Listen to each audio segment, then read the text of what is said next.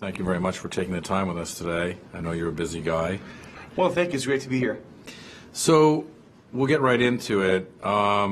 President Trump, on his first international trip, goes to the Kingdom of Saudi Arabia. Why? Well, first of all, the Saudi-U.S. relationship is strong, and it has been strong for 7 decades. This relationship started with President Roosevelt, who's a Democrat, and has been strengthening since then with different presidents of the United States, Democrats and Republicans.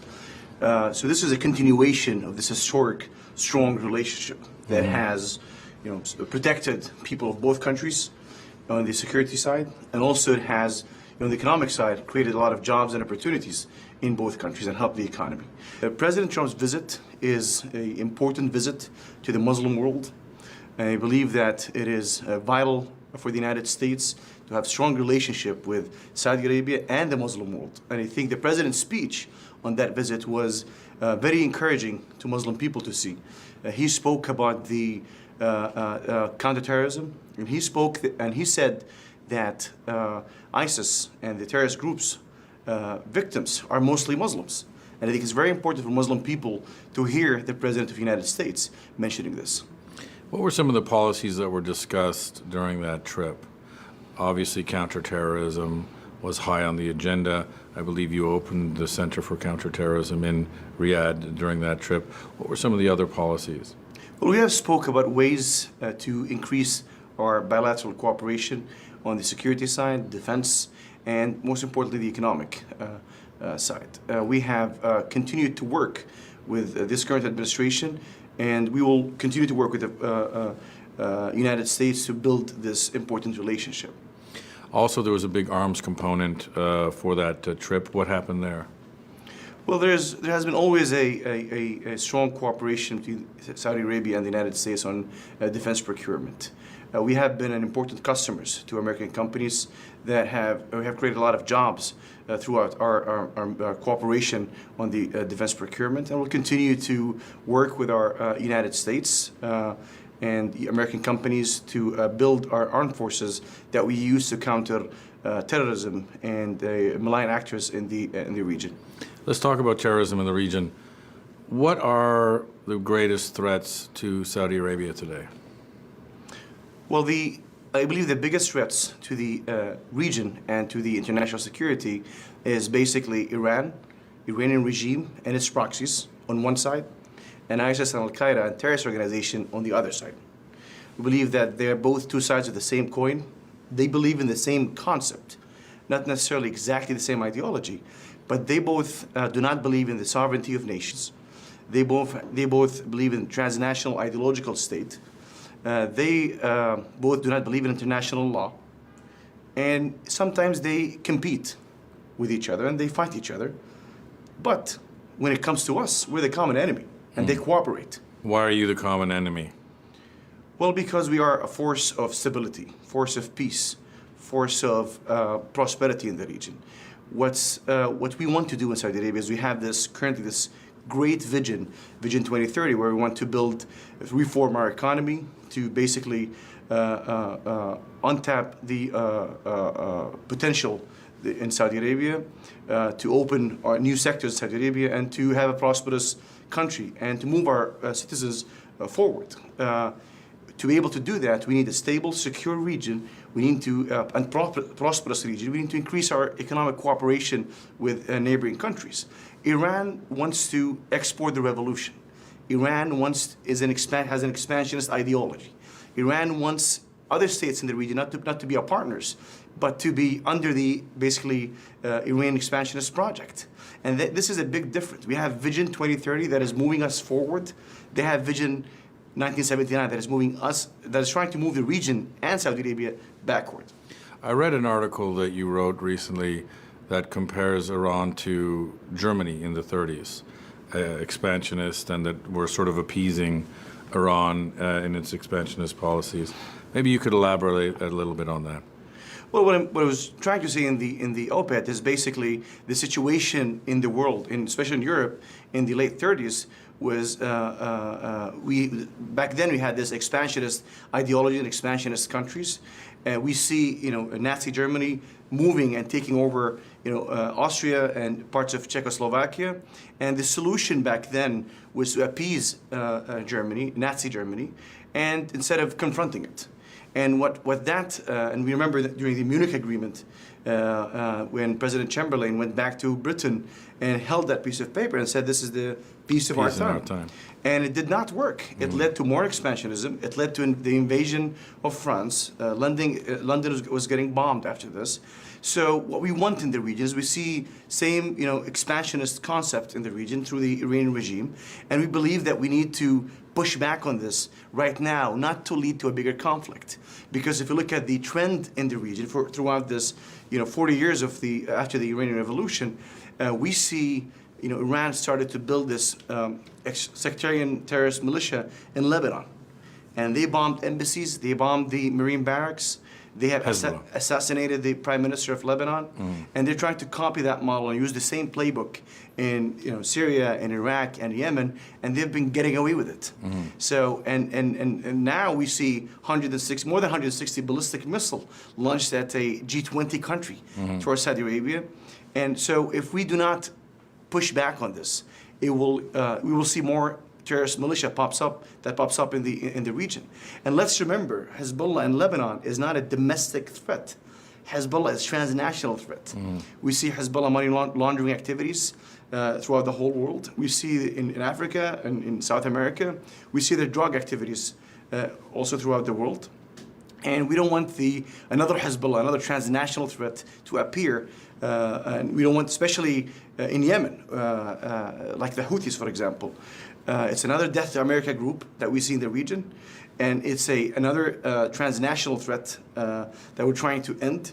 And to also affect the Red Sea, which 15% of the world trade passes through. So let's talk about Yemen. You said Houthis, their slogan is death to America, death to Israel, death to the Jews. Yet there is collateral damage. It's now being called a humanitarian crisis. There's a cholera epidemic. The UN is now, getting involved. It's been called Saudi Arabia's Vietnam. What's happening there, and is it a war that you can win? Well, first of all, we did not support the Yemeni government to start a war in Yemen. We supported the Yemeni government to end the war in Yemen. The party that started the war is the Iranian militia, the Houthis. They started the war in 2014 when they moved from their own hometown to the capital, killing and slaughtering the Yemeni people and threatening the central government of Yemen. And we had a choice back then to support the central government of Yemen, the legitimate central government of Yemen, against all terrorist non-state actors, the Houthis and the QAP. Or basically, if the Yemeni central government falls, we're only going to have two terrorist non-state actors, the Houthis and AQAP. And that situation, the instability that will happen and the vacuum that will happen, will create basically, will help both of them, AQAP and Houthis, and will create more terrorism and instability. So the only choice we have is to support the Yemeni government to basically reinstate the Yemeni government control over the country, to fix the Yemeni economy, to create jobs, to have prosperous Yemen, to improve the humanitarian situation that went downhill after the Houthis' aggression into Yemen. That is our objective, and we've been very successful now throughout our pressure campaign on the Houthis to sit in the negotiation table and to solve this problem and reach a long-lasting political solution. We have donated to Yemen more than any country in the world combined. We will continue to support the humanitarian efforts in Saudi Arabia. And during the last Crown Prince visit, Saudi Arabia and UAE donated to the UN the highest donation in the UN history on the UN humanitarian efforts. We're there to solve it, just like we did in Iraq with the United States. We could not solve the humanitarian situation in Mosul until Mosul was liberated and the Iraqi government had, government institutions came back to Mosul. You mentioned Vietnam in your question. Now, Vietnam is 7,000 miles away from the United States. Yemen is our neighbor, and we have more than 1,000-mile border with Yemen. I'm wondering if there's an Iranian militia in the United States southern border launching 160 ballistic missiles towards the United States, and including Washington. What would the United States do? Sure. I think it's made in reference to an unwinnable war, because you have on one side Houthi rebels who say death to America, death to Israel, but who are also using people as shields for ballistic missiles, et cetera, et cetera. So you are going to get collateral damage. There is a humanitarian crisis, cholera epidemics, millions of refugees, et cetera, et cetera. Well, the only way we end this humanitarian situation once and for all is to reach long-lasting political solution based on the UN Security Council Resolution 2216, which instates clearly that the Yemeni government should reinstate its control over the country, basically. We have been very supportive of all the previous UN initiatives to reach political solution. We have done 7 ceasefires in the past. We have supported all the UN initiatives. The Houthis have been the party that violates the ceasefire every time. They have been the parties who have been basically the obstacle to reaching peace in Yemen. The former UN envoy said in his last speech in the United Nations that Saudi Arabia has been always sitting at the negotiation table and the Houthis have been always walking away. So they are the obstacle. The ball is in their court. They need to choose between being an Iranian militia in Yemen, another Hezbollah in Yemen, launching ballistic missiles and having heavy weapons, or being a political party in Yemen. We want them to be part of Yemen, not part of Iran. So let's unpack those countries that we talked about. We have Hezbollah in Lebanon. We have an increasing Iranian presence in Iraq. You have the Houthis in Yemen. So you're getting sort of Iranian presence surrounding Saudi Arabia. I mean, right now you have, let's say, 3 proxy conflicts. What happens when it ceases to be a proxy conflict? Well, what we want in the region is different than what Iran wants in the region. We want partners. We want stability. We want security. We want countries that need to be independent. Saudi Arabia has 0 proxies in the Middle East. No one can name all the Iranian proxies in one sentence in the Middle East. I do not think the Iraqi people, the Yemeni people, the Lebanese people want to be part of basically the Iranian revolution, part of Tehran. They want to be an independent country. They want to move forward. They want to fix their economy. So I don't think the Iranian controls the Iraqi people or Iraq.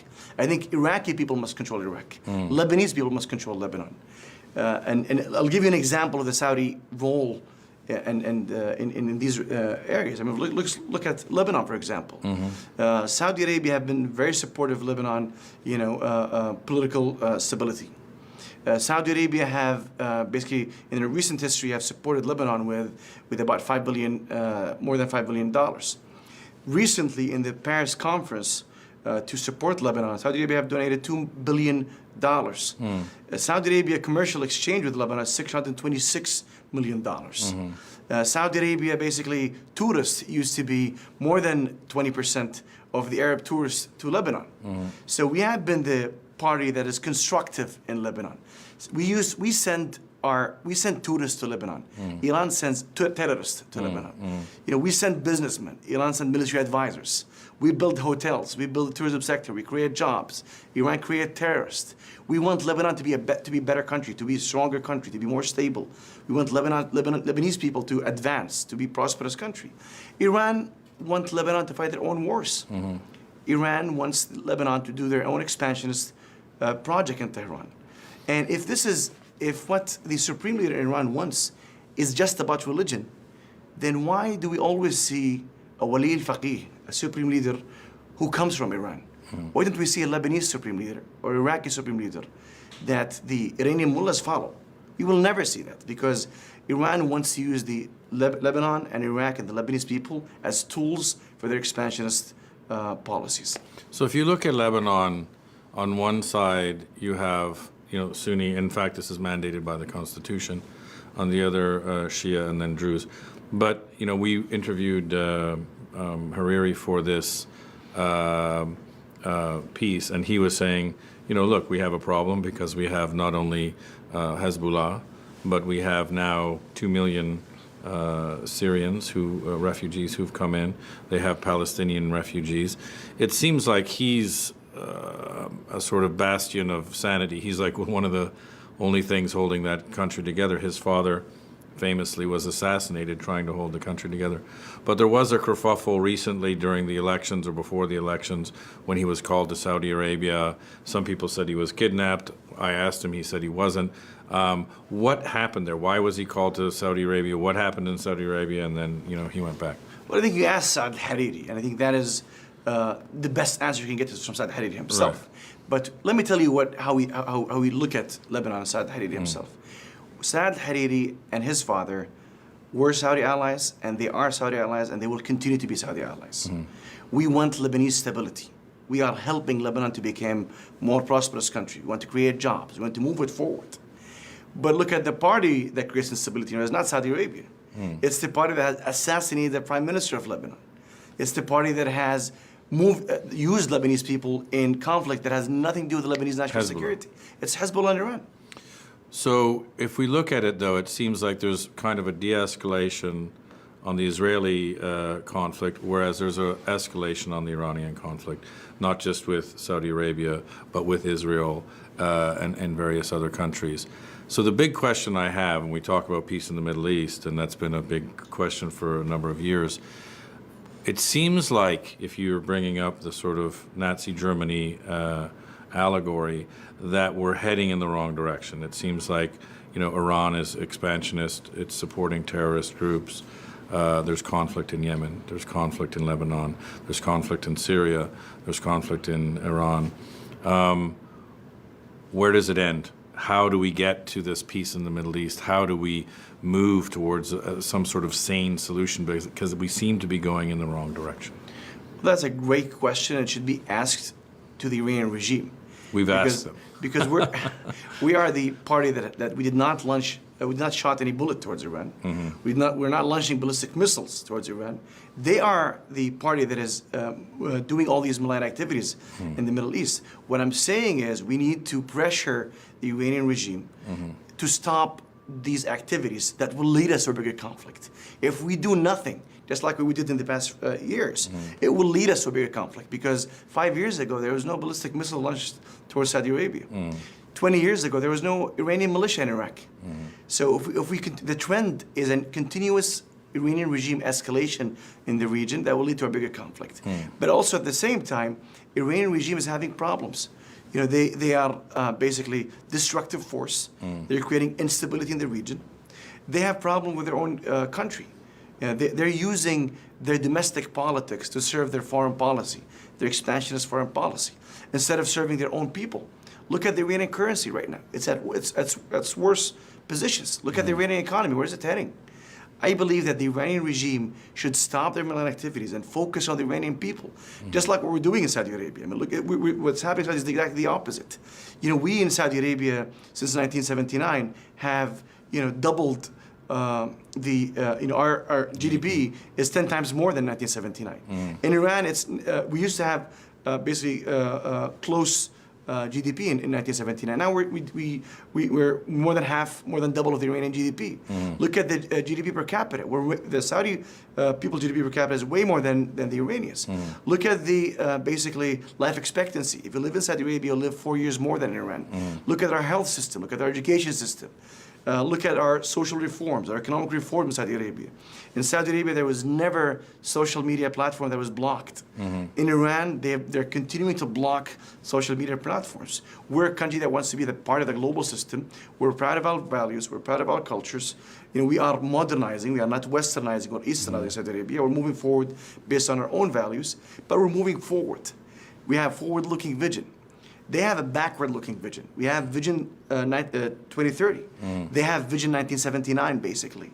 And that is the problem. It's a clash of visions between Saudi Arabia and Iran. There was recently a controversial decision by the Trump administration to pull out of the Iran nuclear deal. I say controversial because it was controversial domestically, as well as Europe decided not to go with America. When I talked to Prime Minister Netanyahu, he thought this was a very good thing, but he also said it could lead to increased atomic capabilities by Iran, in which case Israel would have to act. What's Saudi's position on pulling out of the deal, and also what will be some of the ramifications if they do try to speed up their atomic program? Well, first of all, we stated that clearly, that we support the president's decision, because it's exactly right. He's correct.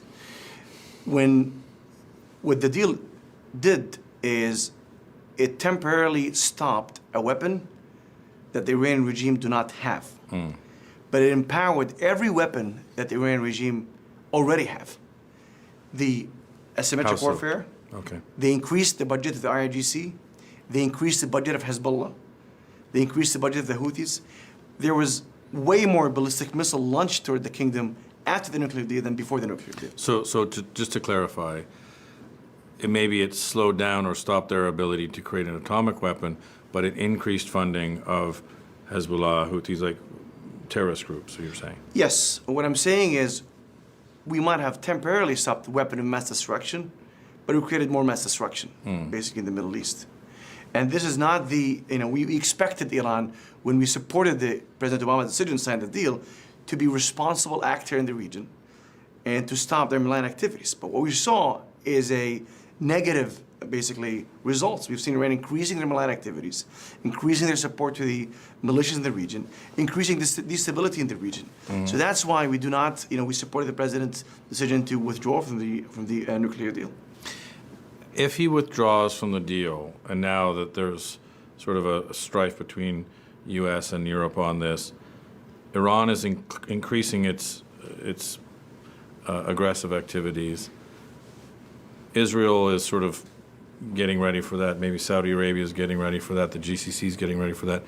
Doesn't that mean we're going in the wrong direction? Doesn't that mean we're going away from peace and towards more of a conventional war? Well, in your question, you said that we'll be going to the wrong direction. Let me tell you what was the direction that we were heading towards, basically, before the withdrawal from the nuclear deal. We see more destructive, basically, activities in Syria, and more destructive activities in Iraq, more destructive activities in Lebanon, more destructive activities in Yemen. 160 ballistic missiles launched towards Saudi Arabia, including the capital, a G20 country. So Iran actions was leading to a bigger conflict. If we pressure Iran, if we make them pay a price for what they do, it's going to do exactly the opposite. It will basically stop Iran from continuous escalation that will get us to a bigger conflict in the region. And that's why we need to use all our tools and all options that should be on the table. And what are those tools? Well, we need to obviously solve this diplomatically. We need to increase the economic pressure on Iran to reach basically a better situation in the Middle East. So in America, this seems to be a quagmire. There's so many different actors, so many different names, so many different acronyms. A lot of times it gets simplified into, Shia versus Sunni. What are the two biggest things, if you could boil them down, that would lead to, I won't say peace in the Middle East, that seems, but a de-escalation of the tensions? Well, first of all, the friction between Saudi Arabia and Iran is not about Sunnis or Shias. It's about clash of visions, as I said. We have a forward-looking vision to improve our economy, to make our people's life better, basically, in the kingdom, and to move our society forward. To be able to achieve that objective, we want to have a stable, peaceful region around us, and prosperous region. We want to increase the economic, basically, cooperation. Iran wants to do the opposite. Iran has expansionist policy. They want to basically take over countries in the region. They have this destructive activities in the region that is pulling the region backward, not forward. This is the cause of friction. We have supported the Iraqi government fighting ISIS. And we're supporting, on the other side, the Yemeni government fighting Houthis and QAP. Iran is always in the sectarian side. We were always in the government institution side in Saudi Arabia. And there's a big difference on our position and the Iranian position. The Iranians will say that Saudi have funded, let's say, Wahhabism, and then therefore the extremism on the Sunni side. What do you have to say to that? Well, that is absolutely not true. Who is Osama bin Laden's number one enemy? Who is ISIS' number one enemy? What you have to do is listen to them. Listen to those terrorists and what they say. Their number one enemy is Saudi Arabia and the United States. Al-Qaeda have done 0 attacks in Iran, and Saudi Arabia have more than 100, throughout our history, more than 130 terrorist attacks in Saudi Arabia, including the Saudi government. So it doesn't make any sense if we're going to fund basically anything that would threaten our country. Osama bin Laden himself, in his document that was found by the United States in Abbottabad, said clearly that Iran was basically funder of their activities, and they said Iran helps them also logistically, and he mentioned Iran as a partner against Saudi Arabia and the United States. Listen to what Osama bin Laden say, look at his documents, and look at what they say also in their audio tapes. They're targeting Saudi Arabia, they're targeting the United States. Osama bin Laden's son, Hamza, he's in Iran, and he's issuing audio tapes against Saudi Arabia from Iran as we speak. If I've been to Iran, I've been to Saudi Arabia, the one thing that strikes me as very similar between both cultures is they have a very young population in Saudi, a very young population in Iran. In Saudi Arabia, there seems to be a tremendous push from the young people for change, for modernization, all different kinds of social movements. You actually see, especially the young people in Tehran, who have satellite TV and who have relatives in LA or in London, somewhat of the same mindset. Why is it so completely different politically? Because you've got young people who seem to be not that far apart. Yes. But politically, it seems to be everyone's moving Yes. 100 miles in a different direction. Here's the big difference. First of all, I think the Iranian people are great people. I think the Iranian people want to build their country. They want to move it forward, and they deserve better. The big difference is there are extremists in Saudi, but they're on the run, and they're a minority. There are extremists in Iran, but they're running the country, and they're a minority, basically. And that is the big difference between us and Iran. Look at, and you mentioned the Iranian people living abroad, basically, including in the United States. There are millions of people, millions of Iranians live in the United States and Germany and other countries in Europe. Have you seen any Saudi minority that lives in Europe or United States? We've sent hundreds of thousands of students to the United States. More than 98% of them come back. Why? What's the reason? Because they have hope, because they want to move their country forward, because they feel that their country is going towards the right direction. And even the 1.5% that continue to stay in the United States, I meet some of them. They work in Google, YouTube, and other companies in the United States. Their future project is in Saudi. They want to come back because Saudi Arabia's ambition is to serve their own citizens, to move their country forward. It's different from the Iranian regime, extremist regime in Iran. A couple more questions. I know you're busy. If you talk to the Iranians, they'll say, look, the Saudis have American military bases. The Turkey is a sort of a NATO member. Pakistan, they'll say, is the home of extremism and the Taliban. Afghanistan, the Taliban and the American army. They portray themselves as surrounded. What do you have to say about that? Well, first of all, there is no U.S. base in Saudi Arabia currently. Second of all, if you're telling me is the Iranian activities is reaction, is that an action? I don't think that is true. If it's reaction, why did they bomb a building in Argentina in 1994? Why did they assassinate an opposition leader in Mykonos restaurant in Berlin in Germany? Why did they try to assassinate the Saudi ambassador in Washington? Why did they create a militia in Nigeria, for example? A sectarian terrorist militias like Hezbollah in Nigeria. What they do is what they say is what's written in the Constitution. They want to export the revolution through any means possible, and that's what they've been doing since 1979. The strategic goal never changed. Their tactics have changed throughout the 40 years that passed, and that's what they've been doing since 1979. A lot has been made about the new leadership in your country, yourself and your brother. Can you please tell us where you see the region going forward in the next 5 to 10 years? What I see in Saudi Arabia is under the king's leadership and the crown prince, we have an ambitious, exciting plan to move our economy forward, to move our society forward, to move our country forward, to improve our education system, health system, to improve our economy, to create basically an environment for tourism, to create basically an entertainment, to invest inside Saudi Arabia and outside Saudi Arabia. And we have been very successful since we announced this Vision 2030. And I believe that countries in the region should replicate what Saudi Arabia is doing. We should be forward-looking countries. We are proud of our past. Our past is bright, but we should look at the future as brighter. And that's our vision. People in the region should not be basically used by ISIS or Al-Qaeda or the Iranian regime to fight their own wars. They should basically work to improve their countries, to move their countries forward, to have prosperous economy, to make, to create jobs, to create opportunities. And that's what we're looking for in Saudi Arabia. But if you're moving forward, and let's say UAE is moving forward, Bahrain, certain places, what happens if Iran says no, and we're going to keep doing what we're doing? We're going to keep on expanding. We're going to keep on sponsoring.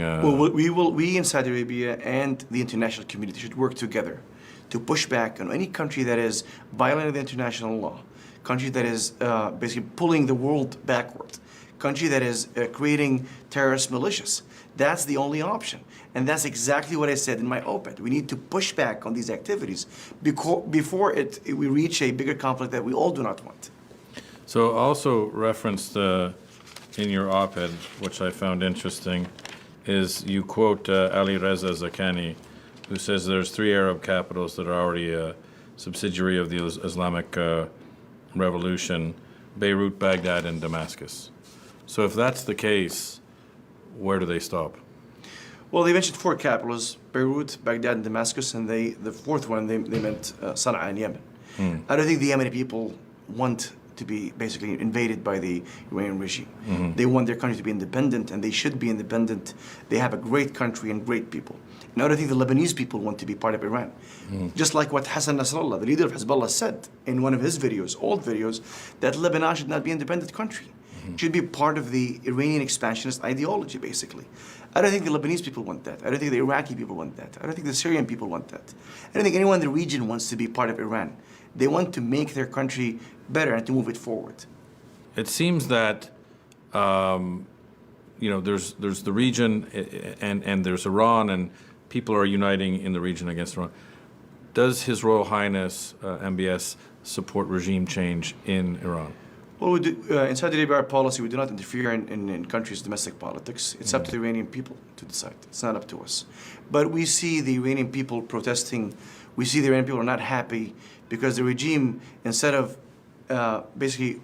fixing their economy, reforming the economy, and serving the Iranian people, they've been basically spending all that money on activities in the region that has nothing to do with Iranian people, Iranian economy. It doesn't serve the Iranian national security and the Iranian people. Thank you for your time today.